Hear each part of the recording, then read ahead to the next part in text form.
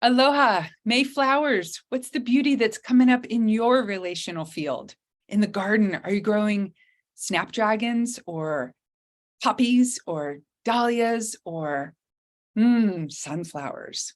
I should have brought my show and tell. We've got some gorgeous sunflowers downstairs.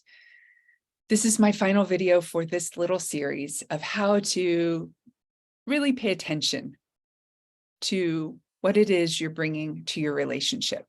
And today I'm going to focus on a classic couples coaching template, which is the 5 love languages.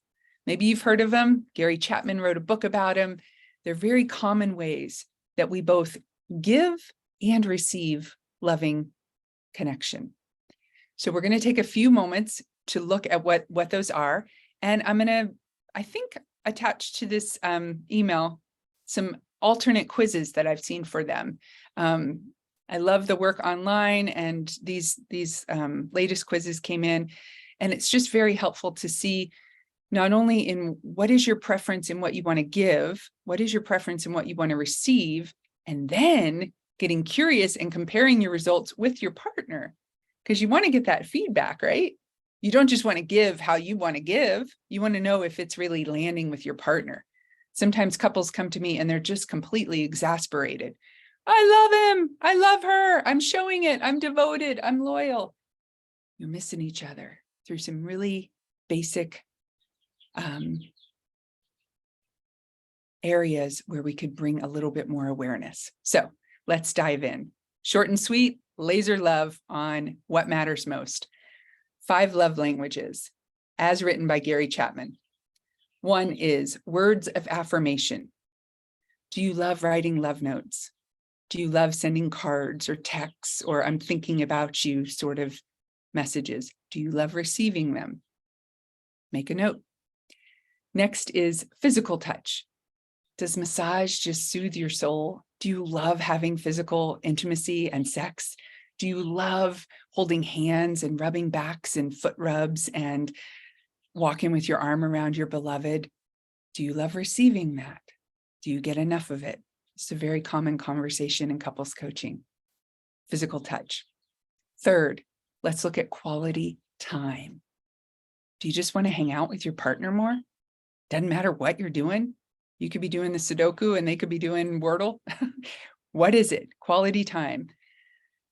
Now I'm going to question myself, is that quality time? If you're in the same room and one of you's on a screen, maybe not. I get a little prickly around the whole screen time thing. I have a pretty strict idea of what's healthy around that. Don't always follow it myself. So I get to walk my talk a little bit more on that.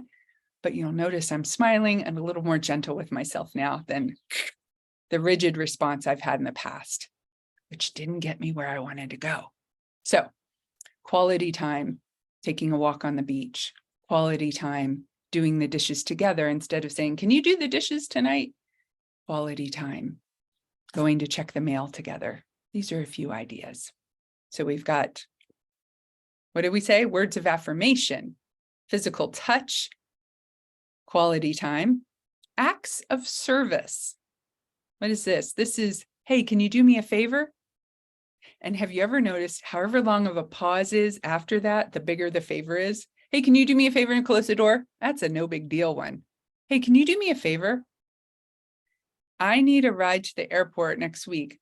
Bigger pause, bigger ask. I don't know. I just noticed that. But acts of service. My husband making me coffee in the morning means so much to me. That's an act of service. It's a love language that really resonates and lands with me. How about you? 5th and final love language, if we were to try to distill down all the ways we share our love and receive love from our partner, the 5th is material objects. Bouquet of flowers, box of chocolates, new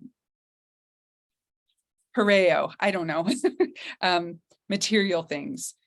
My husband has been talking a lot about our doctor who just got a new car. And I'm like, I know you're really interested in the car that he got and all that. And he's like, I don't need a new car right now. And I was so glad we had the conversation, because the story I was telling myself is Mark wants a new car. What is that going to mean? But he really didn't want to get a new car. He likes to look at them. He likes to talk about it. He likes to look at houses that are for sale, but it doesn't mean he wants to move. It's just, so I don't know what you would call that love language. That's more of how he spends his time. But the love language of material things may or may not register as a way you and your partner share your love and affection. So let me know, what is your primary love language and what is your partner's primary love language? Hit reply to this email. I would love to know. Take good care. Let me know what support looks like, and may all your Mayflowers bloom in a way that feeds the butterflies and the bees and brightens your beautiful outlook on life. I'm here to serve. Let me know what support looks like. Aloha and be well. A hui ho until we meet again.